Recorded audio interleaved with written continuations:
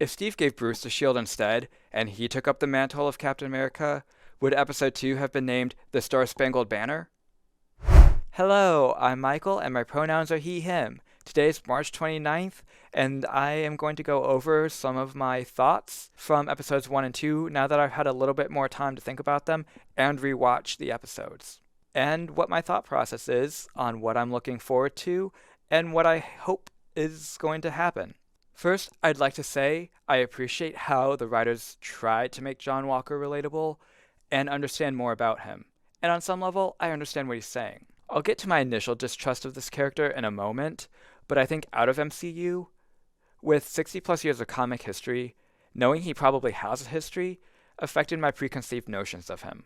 I think it's also the fan reaction of seeing someone in a new role, like Miles, Riri, Amadeus, the different Nick Furies, Jane Foster, and Kamala to name a few. Darcy kind of summarized that nicely. She recast Pietro? You brought the wrong face. But I still don't trust him because he's all words.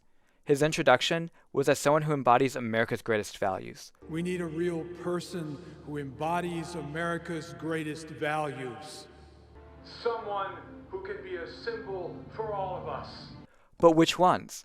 As we've seen through Sam's civilian life, there are still clearly divisions in America, and John Walker comes across as only embodying and perpetuating certain ones. He doesn't come across as the type of person who would intervene on anyone's behalf that he deems as unimportant, unless it would make for good social media PR. He also comes across as the kind of guy who would say, "But I have a black wife and best friend," who we'll probably never see again. He emphasizes his government involvement too much, and maybe even subconsciously implies he is the government. It's government property. John points between them. Kind of the government. I heard you were working with Bucky, so I thought I'd step in. Bucky's not going to be following a strict schedule any longer. We haven't finished our work. Who authorizes? With an impish smile, he gestures at himself. And that he's not trying to replace Steve. And I'm not trying to be Steve. I'm not trying to replace Steve. I'm just trying to be the best Captain America I can be. I appreciate how he did try to work together with Sam and Bucky, even though they kept refusing. But I personally wouldn't have taken those offers either. Because while he says he wants to work together, his undertone is not that of one of teamwork or cooperation. It'd be a whole lot easier if I had Cap's wingman on my side. They're gonna love you. Star-Spangled Man with a plan and all that. It's always been in the job description. He eyes an unzipped garment bag. Listen, this suit, it comes with the expectations, bro. The helicopter deposits John's friend, and they bump forearms. Captain America throws the shield under his friend before he hits the pavement. Sitting on the shield, Lamar gives Captain America a thumbs up. His team is there to make him look better. In his Good Morning America interview, he mentions how Steve had lots of guts, and so does he. But what I do have is guts. Something Captain America always had, always needs to have, and I'm going to need every ounce of it. But I feel like Steve also had compassion and empathy for others, the ability to be hopeful and see the best in them, which John seems to lack. And wrapping up on values and lack of empathy, he seems to have aggression issues that may be foreshadowed. We're just waiting for that breaking point of pressure. There's that punching comment made by Lamar in the locker rooms.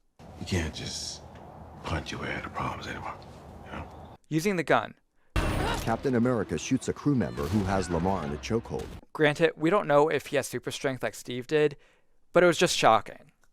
His attitude when he was rejected in the Jeep. Sam climbs out. Let's go. They drive off as Sam goes after Bucky. And his attitude when he was rejected. A word of advice then. Stay the hell out of my way. John's steely glare lingers on the duo before he stalks off with Lamar. So here are the questions and plot threads I hope are eventually resolved. Number 1. Rashad and why he was a potential person of interest. Now, this could have just been a plot device to get tourists to that location to find out more about the Flag Smashers to initiate that plot line. And nothing else may actually come from it. Anyway, these LAF crews, man, they're trying to take advantage of all the chaos and make some money. A handprint symbol appears over a man on his phone. Oh, bam, right there. You see these guys? These are the guys you gotta worry about. Number 2. Bucky's a men's notebook. Will he actually tell Nakajima about what happened to his son? And what about the other names? And Zemo was definitely on that baddies list. Number 3, Sam's civilian life, the family business, the loan, and the boat. Number 4, Isaiah and his super soldier days, and how that connects to what's going on now with John Walker and potential other civilian super soldiers. Number 5, does John Walker already have super soldier serum in him? The government seems to have been running tests on him to make sure he has certain attributes.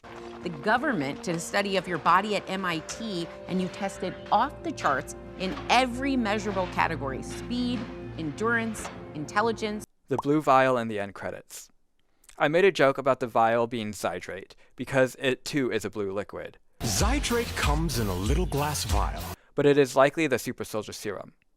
In Repo, the genetic opera, Zydrate is used as a numbing agent before people go under the knife for operations. Thanks to Z, I couldn't feel or remember a thing. However, it is highly addictive and people go and drain dead bodies to find remnants of it. A month later, I was turning tricks. Now, the governments of the world could have continued experimenting with the super soldier serum, but couldn't come up with a stable enough compound, and it eventually wears off. So then the people who were injected with it would be desperate to keep getting more of it.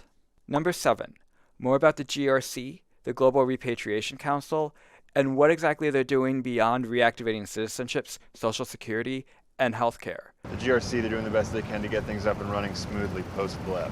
Reactivating citizenship, social security, healthcare, basically just managing resources for the refugees who were displaced by the return. Is this a UN initiative and they're providing guidance while each country is kind of doing their own thing? The GRC care more about the people who came back than the ones who never left. But in the Jeep scene, John Walker makes it sound like the US has a lot more power and influence in this, and that he's being used to police the world to make sure that it goes over smoothly. The Global Repatriation Council does all that, I get that. So why exactly are you two here? Well, they provide the resources and we keep things stable. Yeah. Violent revolutionaries aren't usually good for anyone's cause. Usually say about the people with the resources. Well, we got a lot of resources. Number 8, Red Wing. Since Sam will need to rebuild Red Wing, as it opens fire, the woman leaps up, snatches Red Wing out of the air, and smashes it on her knee. Is he going to make sure the government can't use it to keep track of him? No, we didn't track them, we tracked you through Red Wing. Here are things I hope are revealed soon. As they say in writing, don't include anything that isn't relevant. So when looking at and listening to the end credits, and this is not going to be an in-depth or truly theorizing, but 1, we see Isaiah's image and redacted research log. 2, the text power broker and watching on top of an image of blue vials and people icons. Number 3, a torn John Walker cap his back poster with manufactured HA written on it. Number 4, the end title card audio description is several lines of text are redacted. The title appears. As several lines of text are redacted, the title appears: The Falcon and the Winter Soldier. I understand the military redacting things, but how will those secrets be revealed? And what even are those secrets? So these were my thoughts that I had kind of mulling around my head as the weeks went on after episodes 1 and 2. I look forward to seeing what actually happens in episode 3 going forward, and where Kevin Feige plans to take the MCU going forward. So I hope to see you next time.